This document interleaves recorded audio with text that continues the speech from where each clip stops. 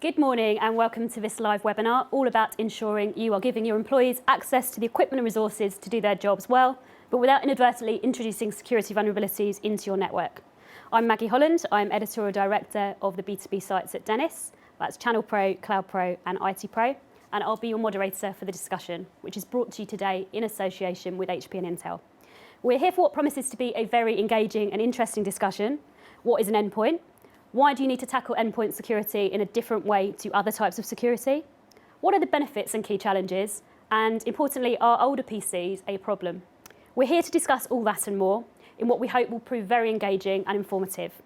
Joining me for that discussion is Howard Roberts from HP, Jeff Kilford from Intel, and Rene Millman, a broadcaster and journalist and former analyst covering mobility and security. Thank you all very much for joining me. Welcome. Thank you. We also want to hear from you, our audience, so please do send your questions using the interactive dashboard so that I can put them here to our experts.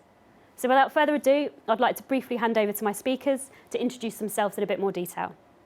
Howard, you're a distinguished technologist at HP. Would you be able to tell us a little bit more about your role, please? Yeah, sure. So I've been with HP about 20 years in the IT industry for all of my career. My role is to essentially act as the evangelist for HP technologies, endpoint technologies. Of course, HP manufactures PCs, printers, wide format printers, presses, and so many different pieces of technology. And I tend to speak to a lot of senior level customers around the strategy of HP technologies and to incorporate some of their feedback into HP product development. Excellent, thank you for joining me. So Jeff, you work at Intel and have quite a busy role. So would you be able to explain to the audience a bit more about what you do, what it encompasses? I've been there 27 years, and actually the first 26 years were all spent in IT. So I've been at the sharp end of managing IT services for a large enterprise. In the client space, I started off as a PC technician back in the early 1990s. I've looked after the second level support organisation for Northern Europe in the 2000s. And I finished my IT portion of my career as the EMEA director for the Customer Business Engagement Organisation. For the last 10 years or so, I got to meet other customers of Intel, partners, kind of fellow travellers that are IT-centric, sharing IT strategy that works within Intel, but also learning a lot as I go and have those conversations with them. For the last 2 years of my IT career, I ran the IT at Intel program, and that's where we literally go and talk about everything within the IT sphere. And I met with about 100 companies in 2016 and 2017 in each individual year. So getting a real sense of where IT strategy within Intel relates to how the industry is going, where the pressure points are and so on. And about a year ago, I moved into the business away from IT, and now I look after the client portfolio for Intel in the UK. Excellent, thank you for joining me also, much appreciated. So Rene, over to you, last but not least. Would you be able to explain a little bit more about the areas that you've covered both historically and currently? Yeah, sure, Maggie. I'm a former analyst at IDC and Gartner. Now I'm a freelance journalist writing for IT Pro, Guardian, FT, on a wide range of technological cybersecurity and business matters. So over the last 20 odd years as a journalist, I've written a lot about cybersecurity and enterprise mobility, IoT, cloud infrastructure, and seen how all these trends have sort of interacted with each other. So I feel like I've got a reasonably good idea of where we're heading in terms of where companies and technologies are sort of intertwining and how we'll get there. Excellent, thank you for joining me also. Now, I really appreciate all of your time. I know you're very, very busy people, so really appreciate having you here for this discussion. We've got around about an hour, so hopefully we can cover off most of the key topics, if not all. Just a reminder for the audience as well, the webinar will be available on demand afterwards if you want to go back and recap on anything. And also, please, again, do submit your questions using the dashboard so that we can make sure we try and answer as many as possible during the discussion. So we've set the scene and introduced the experts. Hopefully whetted the audience's appetite for the discussion that's to come. But I just want to pick out something fairly topical to start the discussion and then get us moving, really. So the LoJax attack towards the end of last year was a real security shocker for pretty much everyone. People fairly well versed in protecting at the software level, or at least aware of the vulnerabilities at the software level. But this was something previously, resigned to the realms of fiction and was quite scary. Howard, perhaps I could start with you, maybe sort of tell us a little bit more about LoJax, or specifically your thoughts on securing endpoints and why this is more important than ever. Okay, so we think about endpoints, often there's a kind of range of attacks that people will make. So that attackers will make. So often they'll aim it at the end users. And if you aim at the end users, you maybe capture one username, one password, something like that. The next level might be something like a network level attack, where you're actually trying to compromise the operating system. And finally, where the LoJax came in is actually attacking the hardware. And the important thing about attacking the hardware is if you can compromise the hardware at a low level, say the BIOS. If you own the BIOS, you own everything in that device. You can control everything that goes in and out of that device. And of course, once that's there, it's fair game. And LoJax was important because it was the first time we'd ever actually seen something that manufacturers have been warning about for a while, but this is the first time it had been seen. And it was very difficult to engineer. It was a complex piece of work to actually be done, which means that generally it looks as if that was something that's created by perhaps state actors rather than hackers looking to make a profit or anyone on any kind of profit basis. So LoJax was the first time we've actually seen something in the wild that manufacturers and developers have been warning about for a while, and it was. It's something that many manufacturers have been building some kind of protection in there based off some Intel technologies. So known for a while, but only really kind of seen in the wild, so to speak. Yeah, I think everyone have been thinking about it as a possible vector for attack, but it's the first time it had actually been seen in the wild, and it was taken a long time to be noticed as well before it actually was discovered out there in the wild. Excellent. So obviously you work for HP. So on the HP side of things, what are you doing to help bolster endpoint security for your end users, for your customers in the business space as a whole? Okay, well, HP as a company has been around for about 80 years. I think we like to talk about ourselves as the original Silicon Valley startup in the garage. And we didn't start off manufacturing TVs or washing machines and then moved into technology. We're a technology company from the beginning. And as such, when you come to endpoint technologies, we've really got some skin in the game. So if you look at the Trusted Computing Group, for example, which was there to set up if you like the standards around the first trusted platform module, HP, along with Intel and Microsoft and IBM, was the founder member of that group and actually still chairs it to this day. So that we've like to make sure we're at the vanguard of technologies in terms of working with industry bodies, bringing products based around those technologies to market. So the first kind of encrypted BIOS, and then moving those technologies out of the PC and into other endpoints. So, for example, people know HP as a large printer manufacturer as well, and a lot of the technologies that are embedded in our PC devices are also in those devices. So we like to think of security at the core of what we actually do, and participate in standard bodies and work with our partners to make sure that it's there. Customers can be confident of the provenance of the components, of the supply chain, and of the technologies that are in there. So there's a real responsibility there that you feel as a company to honour that and make sure that you are protecting and trustworthy as a partner. Absolutely. So sometimes if you look at these things, security should never be seen as an afterthought, but we like to absolutely bake it in from the beginning to make sure that our customers are protecting their own data, and we're protecting our reputation. So we've talked a little about what HP is doing to help kind of keep customers and businesses secure.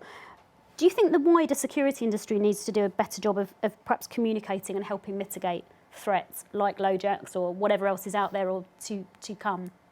Well, to be honest, I think the attackers themselves are doing a very good job of actually demonstrating why technology is an important subject.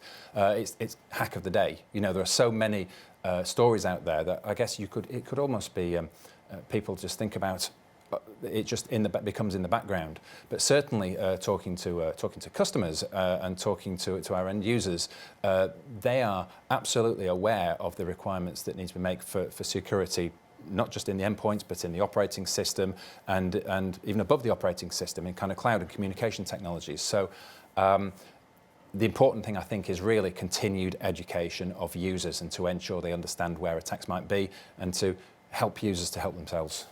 So how can firms take their lead, or who can they take their lead from when it comes to getting this right, when it comes to endpoint security? Obviously, HP is one example, but are there any kind of examples that you've seen in the industry of kind of thought leaders in this space, or just leaders generally? Well, yeah, I mean, certainly Intel and Microsoft as a combination. If you look at the technologies that Intel have actually brought in and then some of the technologies that Microsoft have brought into Windows 10, those two as a combination, that's a fairly potent combination of the ability to secure devices. And then, of course, there are manufacturers who are able to build technologies on top of that in their own devices. So I think as an industry bodies, working with government bodies, working with, for example, people like CESG in the UK, working, for example, at the federal level in the US government, those bodies often define the standards that we actually have to develop to. And they take advantage of those as well in their own environments. So it's a real partnership approach, really, a kind of community approach, if you like, to solving this. For security, it has to be, because it's not just one customer or one company that's at risk. They're all at risk if something actually fails in that chain of technologies. Excellent. Thank you very much, Howard. I'm sure we're going to come back on many of those points in the wider discussion, but thank you very much for that. So, Jeff, if I may move on to you. Sure. Hardware's definitely getting faster, more intelligent, more powerful. So in that vein, are older PCs seen as the weakest link in an organisation? The older they are, the weaker they are for sure. Each generation of PC and operating system bring with them much better capability to manage the modern threat landscape. In the case of LoJax, then Intel Boot Guard does a very good job of identifying there's been some tampering at that level and won't allow the device to boot. Devices this year we'll be releasing on the vPro spec will come with transparent supply chain, which guarantees the authenticity of the components on that platform. So again, a very hardware-specific solution. And modern devices in the enterprise context anyway, they come with a stable image platform guarantee. So your BIOS and your drivers and other software components are guaranteed to work on those platforms for a foreseeable future, for a certain amount of time. And the further you get away from those kind of standards, the less capability you have. HP's innovating on top of all of that and developing a huge amount of capabilities and solutions that protect the individual, they detect issues, they keep the platform performing really well and ensure that it's safe and it's stable. And then Microsoft and other operating system vendors land all of their secureware over the top of it as well and their own innovations to keep that device performing very well. So it's a really neat joined up story from the silicon itself to the platform and then the operating system that tells an excellent story in today's terms if you're buying a new PC and deploying it. And then when you get to older PCs and older operating systems, they become far more attractive from a potential attacker perspective. That lack of capability is going to be costly in some way. It might be that it's vulnerable and that's a problem, or it might be that the performance of that device, the experience of it is very poor. These days, those devices do an awful lot more for an IT department than just fix security issues. That IT organization is under extreme pressure externally to cope with the legislation that's being exerted upon it. They're generally digitally re-platforming the businesses that they work for at the moment because those businesses have to stay relevant and we're going through a digital revolution. So that's where some of the investment dollars go for the IT organization. Then internally, they have these two competing forces of the fact that they're a cost center, so they have to continuously be more efficient and lower the cost of delivering those services. And they're trying to match unprecedented demand within the enterprise as well. So all of those pressures add up to an awful lot of exertion on those IT decisions that sway the client decision. Getting the decision wrong creates bad experiences, leaves the enterprise vulnerable. Legislating for the workload of the future is inherently unknowable. So deploying devices that just about cope with the existing amount of threat landscape and the existing amount of performance and workload that's required is probably not a long-term strategy. And so we see some of those companies that I chat to be very successful based on their policies, and some of them have got a lot of risks that they need to take care of. So why is it then that, in the context of older machines where you've talked about there, but so why is software alone no longer enough to cope with the incoming and unknown threats of the future? I was reading something last week that described, the 90% success rate of malware intrusion being through software. So it's still, an incredible focus point for everybody. But I think there are two aspects that are particularly interesting for IT organizations to comprehend these days that, necessarily they haven't done a fantastic job of in the past. The first is the human part of it as well. Howard alluded to this, and you've got to have an employee workforce that understands their role in protecting themselves, their peers, and the intellectual property of the company. So certification and recertification, education, tips and tricks that IT can deploy as well to see how While that education is going over in their employee base, you can do some scamming, fake phishing activities and so on, try and catch people out. And passwords are particularly poor as well. Bad password management. There are some hilarious examples on the internet of folks that are very happy with the award that they've got for security, and back on their VDU is their password on a post-it note that everyone can read and then get into the system. So HP and Intel have been trying to move folks away from the need to rely on passwords. From an IT cost perspective, it's expensive. Service desks have to cope with a lot of password interaction. It's one of those high volume areas. I myself use multi-factor authentication via HP's solution, which uses Intel Authenticate. It's a very natural way of interacting with the device and far more secure.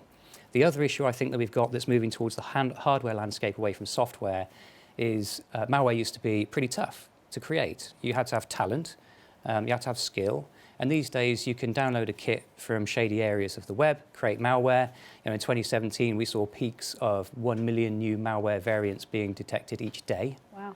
So it's very easy to do that. So when you look at a multi-billion-dollar industry like the cybercrime industry, it's attracting highly motivated, well-organized, well-resourced attackers that might even have access to manufacturing or duplication solutions. So HP, Intel, Microsoft, we're trying to figure out where those threats are and put those capabilities into those modern devices. But because it's hardware, it's very hard to try and retrofit it onto older fleet components. So it's generally for new devices, and generationally it's important to stay up to date.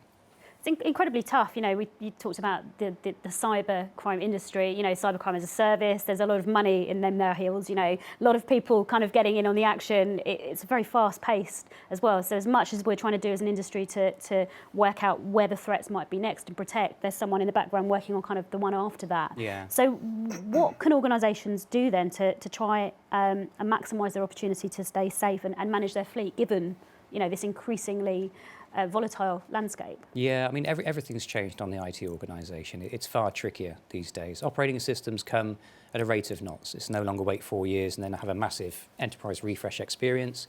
Patching has become remarkably important, and the cadence of patching is we've got to do it now and very frequently. So, Intel's released over 100 patches for specific potential vulnerabilities over the last 12 months.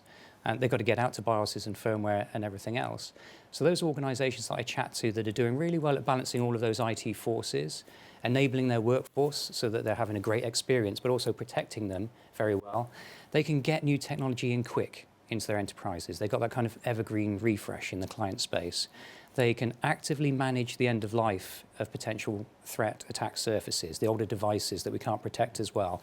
They have a great line of sight to the cost of ownership of that device and what happens if you purchase the wrong device now that isn't strong enough to run the workloads of the future, hasn't got the capabilities that you need to protect everybody and the IP of the company.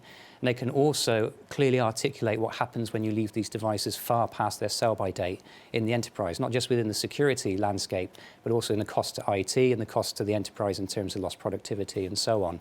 So those companies that have a really good handle on managing the life cycle, understand where all of the cost is, and then manage all of that very, very actively throughout the life cycle of the assets. So great monitoring, they can harvest telemetry data, they make decisions based on the system generated data that's fantastic with new devices at the moment, rather than just relying on customer emergencies where they phone the service desk and then there's a problem. So getting proactive support in place as well. When all those things line up, then they're very agile and they're able to consume these new capabilities and get them in quick. So definitely an element of prevention is much better than cure when it comes to this kind of thing. Absolutely, and at point of release as well. So ensuring that it's a security first mantra before any new applications hit the enterprise, making sure the QA is extremely robust. Rings architecture for deployment as well, so you're catching defects in the enterprise very early on with small communities rather than doing a massive release and realizing you've introduced a problem or a vulnerability. So all of these things do line up as best practices that really help. So we've obviously talked about the vulnerabilities that can be created as a result of not keeping up to date with the threat landscape out there. We've talked about the cost as well of supporting older devices that maybe aren't performing as well. What else is at stake by not considering all these key factors when it comes to security? I think there have been a lot of very high-profile televised issues for really good companies that have taken steps but not quite got there in terms of the kind of capabilities they've deployed. And nowadays, I think any enterprise that stops short of really doing a very good job, doing everything that it can to protect individuals and the IP of the company, could end up with an excursion of data, could end up in a courtroom, which would be extremely expensive in the courtroom, but probably far more expensive on the stock exchange. So nowadays it's akin to not giving people hard hats and high-vis jackets if they're in hazardous environments. It has to be done now. Serious stuff. Yeah. Indeed. Thank you very much, Jeff. Lots more to come on those areas that you've discussed, I'm sure, in the future, so thank you for that. So, Rene, if I can move over to you, kind of obviously some interesting topics raised so far, so interesting to get your take on the subject. Well, I think, just taking an overview and a context about, where the landscape is today.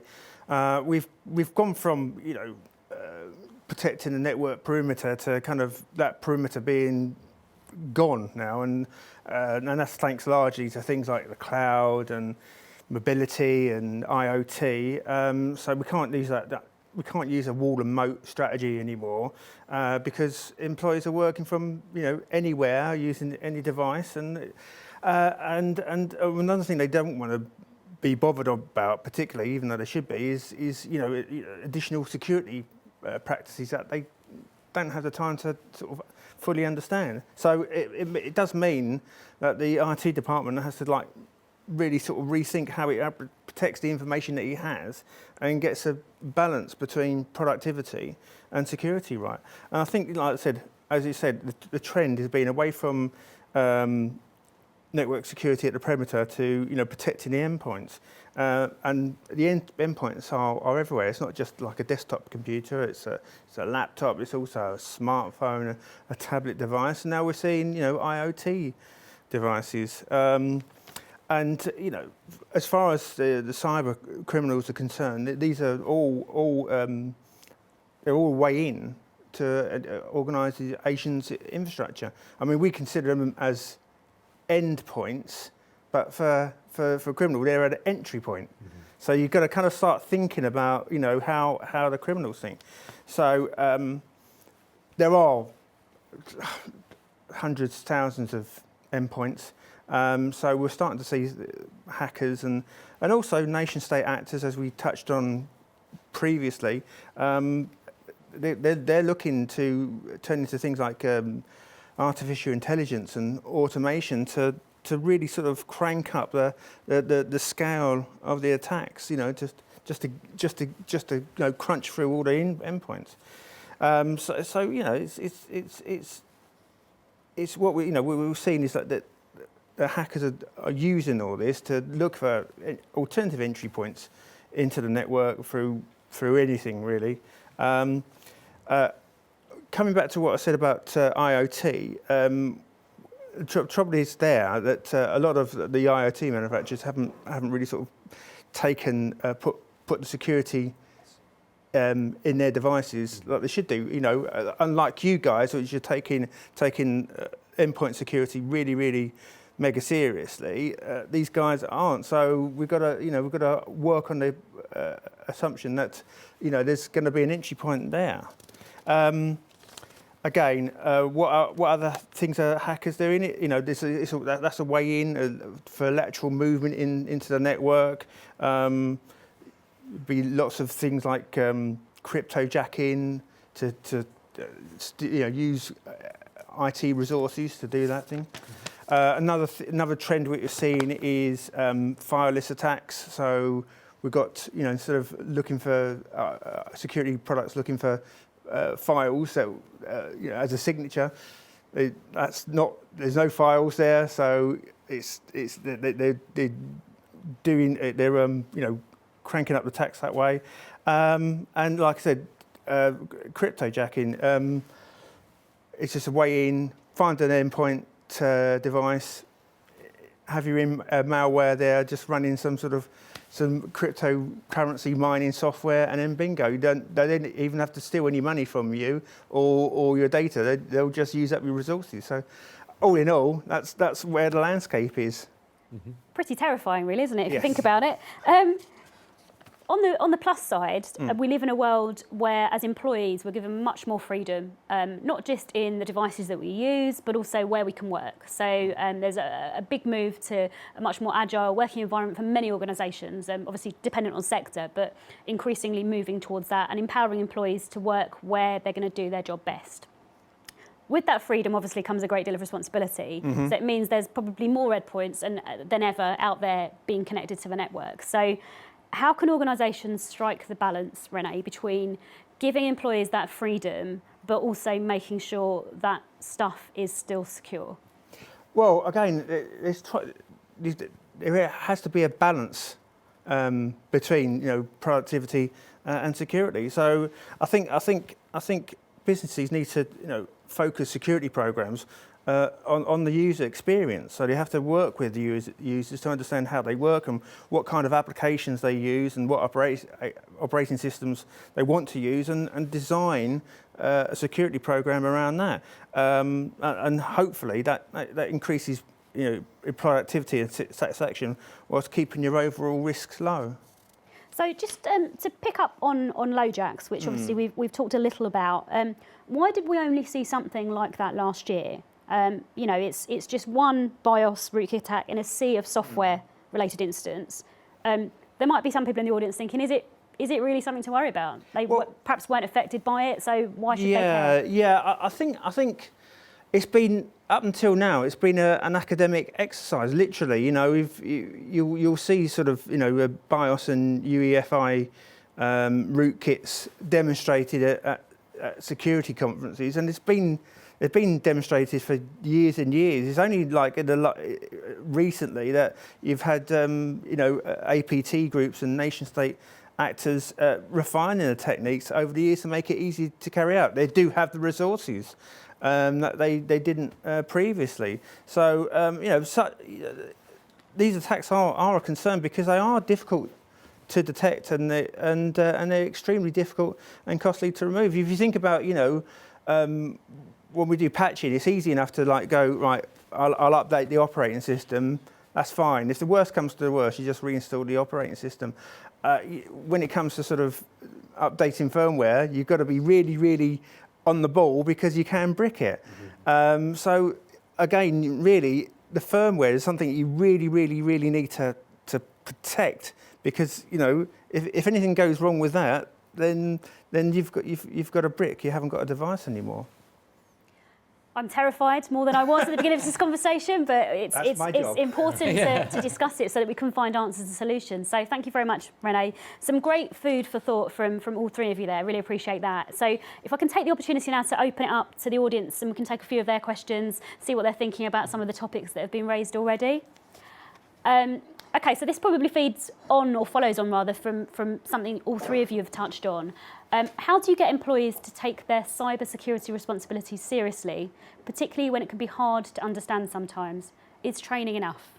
So I'm going to start with you on that one, Jeff, if I may. Yep, sure. In all of those enterprises that I met and chatted with, and we shared BKMs and so on, I'd say 3 or 4 years ago, folks felt that at point of entry, when the employee was signing their contract with their company, it was okay to give them some first day office briefing around their expectations around cybersecurity and so on. What I've seen as a trend recently, which is very good, Intel does this as well, is ensure that everybody is certified in terms of privacy and security, how to protect themselves and the company and their peers, and they recertify, and it's absolutely mandatory. And then you do have those little tips and tricks where the IT organisation can get creative and go out fishing and so on, and test how resilient the workforce is in protecting the company. So would you recommend that other organisations kind of follow suit as much as they can? What sort of regularity would you encourage them to engage in that kind of testing employees? Do you know, I wouldn't know what the perfect cadence would be. The Intel training is pretty comprehensive, so I think you've got to take it as an annual experience. There's a lot on there, and a lot does change generationally as well, year to year. We try and blend the trends that are current for that year, so we would be talking about rootkits and UEFI and so on in our training this year. We try and blend the trends into that training as well. So whatever new device du jour is becoming available in the workplace, what our millennials love to do in terms of blending their personal lives with their business lives, what the implications are around the data and the kind of applications they consume that may not be secure. So I think annual cadence seems right for an enterprise like Intel. It may be different for other organisations, and ensuring that we're taking particular attention to the trends and the latest applications, and then we can figure out what the right kind of profile is for that certification. Do you agree with that, Yeah, Howard? well, yes. I think one of the things we need to think about is that actually employees are actually the first line of defence. They're often the ones who are actually targeted for phishing links or whatever it might be. And if as long as our employees are actually engaged and consulted, then often security practices become kind of ingrained within the organisation. So if you think suddenly a diktat comes down from the CISO to say that we are enabling multi-factor authentication every time you log on to a device, and it just comes down as a requirement that you must do, that can tend to annoy people who don't actually understand the reason behind it. But if you've got employee councils, employee practices who are actually perhaps champions of that locally and included in the decision making and how to actually implement that, and are able to push that, the reasons and explanations throughout the organisation, you get far more take-up of that and understanding within an organisation than you do if it just comes down as this is now a requirement. So we shouldn't be treating our employees as just sheep. We should be treating them as part of the whole security profile, the defence against malware and attackers, and have them engaged in this. A lot of the organisations and customers we work with, when they've taken that approach, tend to be the ones who have fewer engagements or fewer security incidents in their organisations. Because employees are bought into it and they get it and it's relevant to them. So it's akin They feel to part of it. Feel part of it, feel part of the success or failure they're in, just like in general business. So I think in employment terms, people talk about the psychological contract between the employer and the employee, where you've both got common goals and you understand where each is coming from. So it's similar to that from a security perspective. Yes. Protect the organisation, of course, then you protect the employees from any losses that might be incurred through data leaks or reputational damage or other things that can happen once you've been attacked and breached. I think it is getting easier. You know, the trend from about 10 years ago, as you guys said, it was largely an academic exercise to describe what could potentially happen. Yeah. And there weren't great examples of large corporations getting stung very hard. And now there are plenty of examples. We've got examples of rootkit and UEFI attacks as well. So as we can illustrate why we've been preaching these mantras for years and demonstrate it with real impact to individual lives, data, and companies as well, I think it's got a lot easier to get that buy-in. Yeah. Rene, your take on the user side, it is tough. You know, if people don't understand why you're doing something, then why should they get on board? Yeah, no, I think there's a very good points you've made there. It's you've got to be aware of the trends. You've got to make the education programs relevant to the devices that people are using and the way that people are working now. I do think you still have to attack the basics. I think you'd say it's a bit of an unspoken given, but it needs to be reiterated. You've got to have the basics in place because you can't assume that everyone is at a high enough level when it comes to cyber security. Just make sure that they're aware of how it could go wrong. Luckily, like I said, if there's any good that comes out of these breaches, is that we know that they can happen. It's not an academic exercise, but yeah, you do have to explain that we're teaching you how to do this safely, because if you reason things out, people will go with it. If you say, well, we're doing this now, they're not going to do it. They have to know why you're doing it, because otherwise it won't get the take up and it won't become part of everyday working. Yeah. So a lot more transparency than perhaps in the traditional sort of IT department employee relationship, where it was a bit of a dark art and speaking different languages. Needs to be much more transparency, I guess, in terms of why you're doing and something. Speaking in a language of the user, because they won't know. Yeah. They probably wouldn't. If you said a rootkit, they'd probably go, "What?" Yeah. So yeah, you got to explain it in terms that are quite clear, not patronising. Yeah. But yeah, just to make sure that this is the reason why we're doing it. Excellent. Okay, so another question from the audience then. We've talked a little bit about passwords and the cost therein of having to manage multiple passwords and resetting and things like that. So should your organisation look to phase out passwords altogether? So Howard, I'm going to come to you first on that one. It's a nice idea because complex passwords, people will always, depending on the policy that's implemented, that's why you end up with, I think, as someone said it, so passwords stuck on a post-it note or underneath the keyboards, or maybe someone's infiltrated the cleaning crew and they're looking around and see someone's got posters of the favourite football team and so on, and they use social engineering to extract passwords. But it's an impractical idea to actually phase them out altogether. So there are other technologies that you can actually use. There's facial and biometrics. There are proximity technologies and so on. But it's like the old joke: you can't start from here. You can't start with a green field and bring in new technologies all the time. And a lot of the time, business technologies these days they're often leased, for example. So there's a particular end of term coming to that lease, and the term isn't up. Then there's a cost to actually generating that. We've also got not necessarily computing devices, but to say HP as a manufacturer of printers, often the terms on managed print devices, for example, are up to 5 years old. And whilst there are ways of authenticating at a device, but in some cases you'll need to put a password in.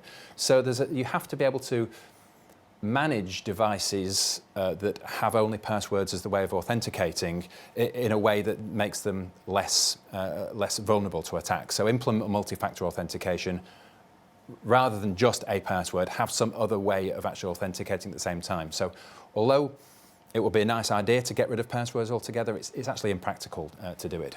Unrealistic. I'm afraid so, and excessively costly. There's always a trade-off between security and cost and convenience, and where an organisation rates those things depends on how secure it is. So if the risk landscape is such that the risk-benefit analysis of actually implementing a particular policy or getting rid of all of those devices and putting in new ones, and maybe they're not necessarily the normal kind of device that will be attacked, then you can implement things to stop those things from being attacked. And you mentioned there, we're not starting from scratch, blank canvas with all of these things. Organisations have, different degrees of technical debt. Yes. So they've got to consider that as well. Whether you talk technical debt, legacy, there are still devices out there that are 8, 10 years old. We talked about the Internet of Things, for example. There's some. If you think about an object on the network that's just sitting there doing a single function, never has the firmware updated, is not separated off the LAN, it's a target for kind of malware. So the technology organisations need to understand how to deal with their legacy devices, pushing them off on a VLAN, only allowing certain pin holes to actually able to making sure they're updated, etc. So passwords are just one part of an authentication platform and an architecture platform to make sure you protect yourself. Excellent. And Jeff, you mentioned the passwords on a post-it there. So kind of do you echo Howard's views of the fact that nice idea to get rid of them, but possibly not practical from a cost perspective or just generally? I'm a multi-factor authentication fan, so I'm trying to get folks to move in that direction, and it's for two reasons really. There is a practical cost associated with managing passwords, and it comes down to really not silly things, but practical things in the way IT organisations are set up. For instance, you'll probably have a service desk that's non-native English speaking in a particular country. And if you're a multinational, then you have very few people who are native English speakers. And communicating 32-character passcodes, across the phone when no one speaks particularly great English, it sounds funny, but it's a huge problem. It's a huge practical problem, and that should be a 1-minute call to a service desk agent to fix whatever password thing's gone wrong, and typically it's 10, 15 minutes.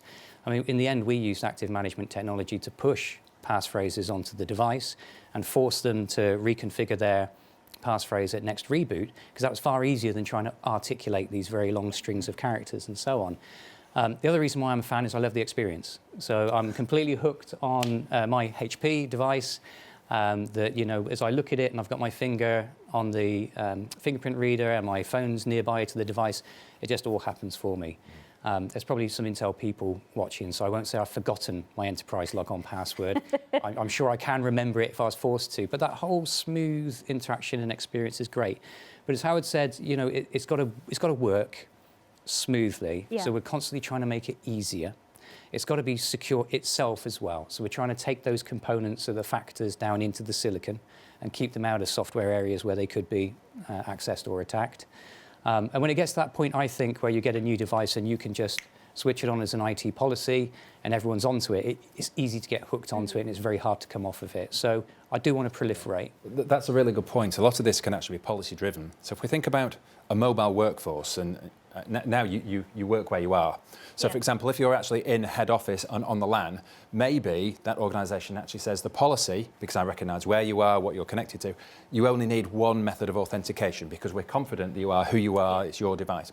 But if, for example, you're logging on in a coffee shop or an airport lounge, then at that point, a policy pushed down through, say, SCCM, and HP's got appropriate utilities and hooks into SCCM to allow you to do this, is say, actually, based on where you are and the connectivity you've got, we're going to require you to do triple factor authentication. So we require a biometric, a password, and a token at the same time. So it's the ability to remove passwords from the chain of authentication can also depend on the policies that you implement using technologies built into the devices.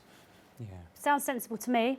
Not too different from if you're using your credit card, or the way it used to be anyway, where the bank would be, hold on a minute, you're based in London and suddenly you're using it in France. Kind of, is this actually you? But obviously that was more of a manual thing. Now it's a bit more intelligent behind the scenes. So my bank tends to not block my card every time I go away, which is good for me. But also it's nice knowing that there is that protective element there as well. So would you echo that, Rene? in terms of Yeah, I think passwords? there are very good points made there. I would like to, like you said, I don't think passwords are going to go away anytime soon. I would like the use of them minimised. So, instead of having to put your password in every time, do facial ID or biometrics or a token, just to make it easier for the user to get on their device and be productive. Like I said, I think there's always a need, and there's going to be a greater need for multi-factor authentication. We just need to promote these and make these the norm. And like I said, I don't particularly like passwords primarily because different organisations have different password policies, and some it's got to be uppercase, lowercase, character, number, blah blah blah blah blah, and you can't really sort of get rid of that. But if we can just minimise the use of passwords as much as possible, take that out of 90% of the times that you're logging onto a device, that would be ideal. Mm-hmm. Excellent. Take another question then. We've got some good questions coming in from the audience. So, okay, quite a big one. Should businesses, security is a hard one because people all want to know, kind of what's coming on the threat landscape, what they can do, but don't necessarily want to talk about it publicly, which is great that we're having this discussion today for people that maybe shy away from talking about this subject as end user organisations. But should businesses be encouraged to share tips for best practice and even perhaps technology with each other to guarantee a healthier endpoint security landscape? And conversely, what are the drawbacks? So Howard, I'm going to go to you first again. So I think the easy answer to that is yes, they should be. That there needs to be a base level understood in terms of security and security best practices. And if you look at some of the guidelines issued by, say, NIST or CSG or organisations such as that actually, so this is the base level to which you should conform, and anything above that is jam with your bread, if you like. But yes, so they should be work together. And often what we find is HP runs a number of advisory councils where we bring in some of our customers, our largest customers, and under the HP umbrella, they're signing NDAs and CDAs, and they will actually talk with each other and talk about some of the some of the attacks and some of the risks they're actually seeing within their organisations and how to actually mitigate them. And under, as long as there are appropriate agreements in order, these organisations, although they're in some cases their competitors, are actually sharing best practices to protect themselves through the use of HP technologies. So absolutely, there should be So it is shared happening, but just more of a behind-the-scenes conversation. It does actually happen. And there are also conferences run by, some of the very larger analysts who actually have guest speakers, and that's more imparting of information rather than collaboration. But yes, organisations do collaborate behind the scenes in cooperating and building best practices to protect their industry and themselves. And earlier when you mentioned, Jeff, the kind of partnership approach to security, obviously Intel partnering with HP, other organisations to kind of be better together in terms of what you can offer and making things even more secure than they are now. Yeah, absolutely. It's really encouraging to see the big corporations working very closely together. And that's in response to issues that we've had over the last few years. So everybody's all on board. We understand that this is a new normal and it takes a different working mode to tease out these issues and deal with them. So the big corporation stuff, I think, is very healthy to stay close. And also because I did a lot of the IT to IT engagement and chatting to C-suite folks and everything else, that was incredibly healthy as well. There's bound to be things that are quite particular to the finance industry relative to the energy industry. But these are things that will cross-pollinate at some point. And if you're kind of like HP and Intel and Microsoft, you're in those positions where you're the hub of those spokes and you can see all of these challenges and some industries being hit earlier than others, you can then help the other organizations lift themselves and be better prepared. And at the same time, you learn an awful lot along the way and you can make sure your own IT department's very prepared as well. So I think it works at many levels and we should pursue that. Excellent. Yeah, I'm all for organisations sharing best practices with each other. I think it's great on a high level that the industries are working. Different companies within the industry are working together. But I think in a more practical aspect, I think organisations should look at also their supply chains.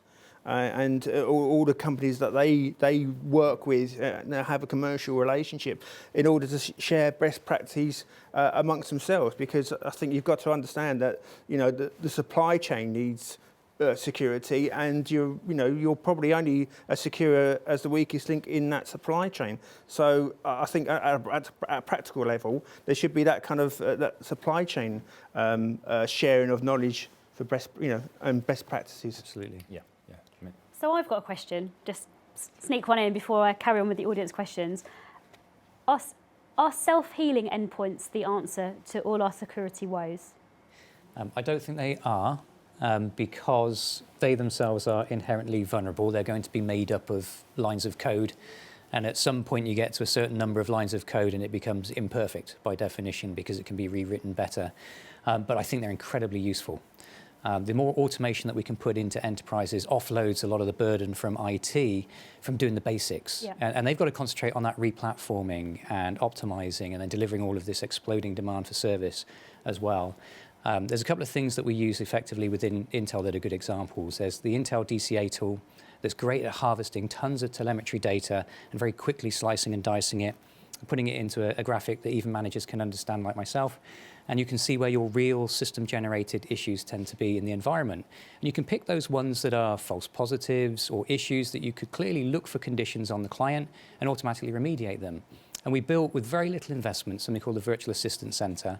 Started out as proactive healing tools for our employees so they could fix themselves, their browsing experience, VPN, mail, and so on, the fundamentals. And it very quickly became a framework where we could land these self-healing scripts, look for conditions on the client that satisfy the need to go heal. And we're talking tens of thousands of executions a year.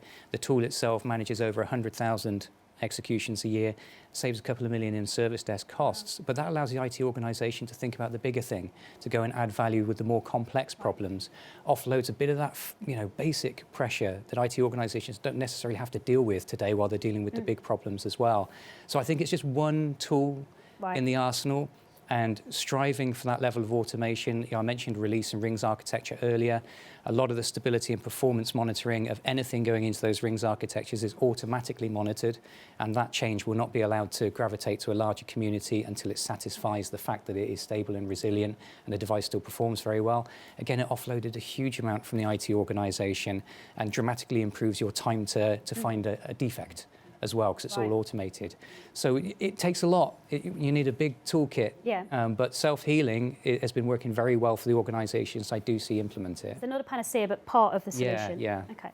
Would you echo that? Yes, I think there's probably another layer we can add on top of that. So if you think about some of the self-healing technologies, the one that comes from HP is a Sure Start, which essentially is if a BIOS is compromised or is an attempt to compromise it, actually take an area from a read-only area, drop it back into the BIOS and restart till that's now in good state. Mm-hmm. So that's a self-healing technology.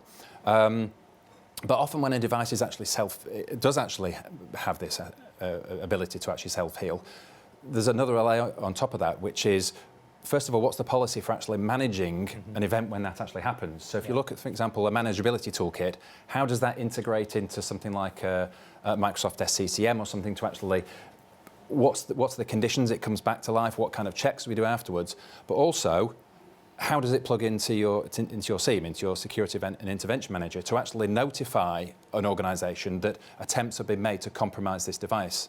Because if a device heals itself, how does the administrators actually know that that has been attempted? So you need to plug in to the manageability capabilities of devices and fleets, whether they're PCs or printers, and actually make sure the administrators know that there's some attempt at compromise has been made on these devices. Yeah, that's good. Excellent.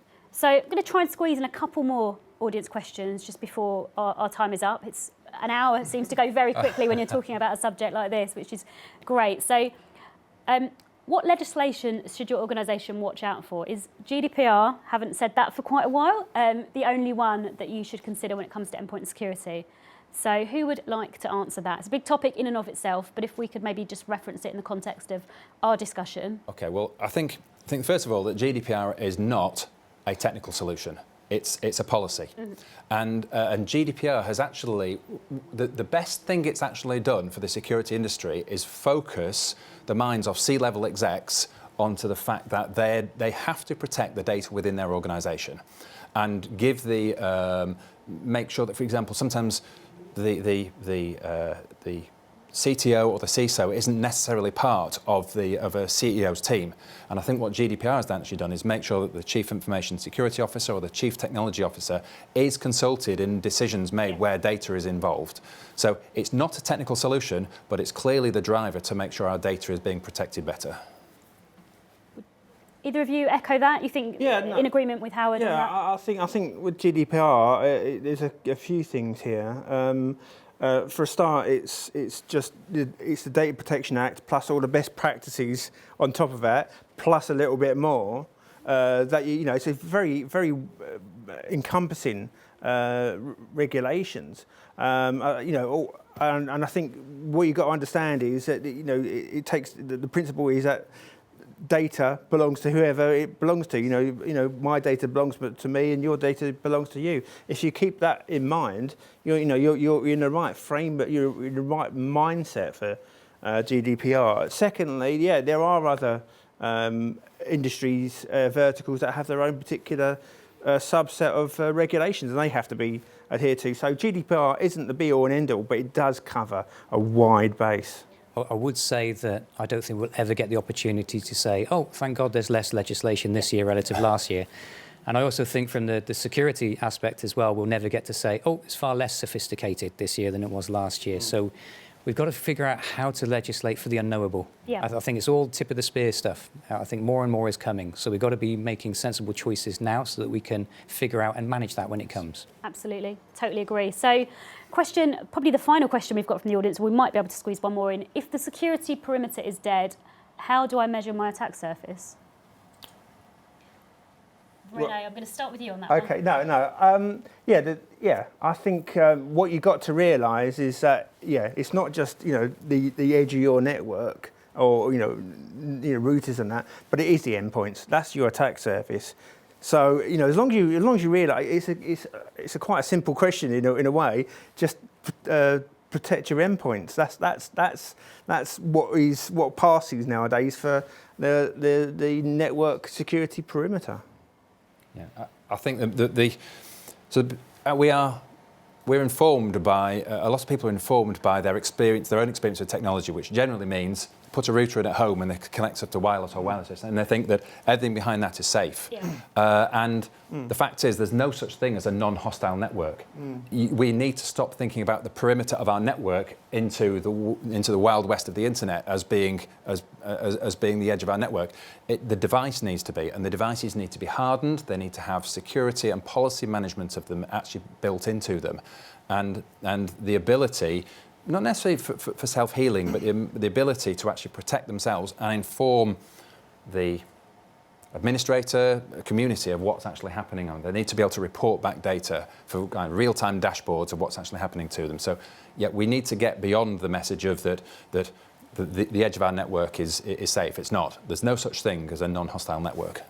And Howard brings in the other factor there that I think is really important. One is detection, and the other is remediation. Yeah. So once you're alerted, have you got something in place that allows you to reach out beyond your DMZ or whatever infrastructure you have to brick or secure or put it onto a nursery network or whatever you need to do? Something's got to be available at the device level that allows you to secure the fact that something's just been breached. Absolutely. So just coming back to a point that I think all of you have raised in terms of making sure security is front of mind, it's ingrained, it's integrated, but also user-centric. So making sure users don't have an added layer of complexity, an added layer of worry, and bringing those two things together to protect as much as possible for what's happening now, what we know is about to happen, and what we don't know is going to happen in the future. So coming to your key takeaways then. So Howard, if I may start with you, you have roughly a minute to give me between 1 and 3 key takeaways that you would like the audience to go away with from this conversation that you really want them to remember. Okay, so I think the first thing is that you have to know what's on your network. We talk about the Internet of Things, we talk about managed devices. You have to know what's on your network, because if you don't know what's on it, there's no way of actually controlling it or managing it. The second thing is, once you actually know what's on your network, you have to implement a policy for all those devices, depending on what they are. So the policy for compute devices, a policy for mobile devices, a policy for your print devices, a policy for the IP cameras, the security cameras that surround the place. And thirdly, you need to look at the manufacturer, the vendor you've actually got, and make sure that the provenance of the components, so supply chain security, the security story they've actually got with their utilities, and finally, the relationship they actually have with their partners and with industry standards bodies to make sure that they are getting what is actually promised and they're protecting themselves from all the stuff that's out there that's attacking their organisation. Thank you very much. And Jeff, if I can ask you the same, we've talked about a lot, really great discussion. If you could give me your sort of 3 key takeaways, 3 key messages even, that you'd like the audience to go away with. Sure, I boil it down to keep it current. Actively manage the increasing risk attack surfaces in your enterprise and get rid of them. Make sure that the policies are appropriate for the modern threat landscape, and that means buy devices that have features and capabilities that you can activate and help you defend and protect. Make sure you stay on top of the existing fleet as well, so constantly patch, be relentless in terms of it, and ensure that pretty much every strategy that you have as an IT organization deploying into the enterprise has a kind of performance plus security first mantra. So you know the experience is right, and you know that you're doing everything that you can to protect those individuals. And now we're in this era of a very frequent cadence of changes. So you've got to have the mechanism that can throw changes in relentlessly, upgrade operating systems relentlessly, and activate those new features on the devices. Thank you very much. And Rene, Yes. last but not least, if I could ask you to do the same, please. Yeah, sure. Well, my takeaways are that organisations should investigate using AI in IT security, automation. There's far too many devices to be protected. There's far too many threats that are beyond the resources of IT security. So look at automation as a way to protecting as much as you can. Also, focus on enhancing security whilst maintaining productivity. If your users won't use your security, they'll find a way around, and it will increase your insecurity. And also protect the endpoints you didn't know were endpoints. It's more than just the laptops and that. They're highly protected. You've got to look at all the other stuff that may not be as well protected as your laptop or desktop computers. Yeah. Thank you very much. And with that, our hour is up. I hope you, dear audience, have enjoyed the discussion. I certainly have enjoyed talking to all three of you. I want to once again thank Howard, Jeff and Rene for joining me today. And just a reminder that the webinar will be available on demand after today. Thank you very much for joining us.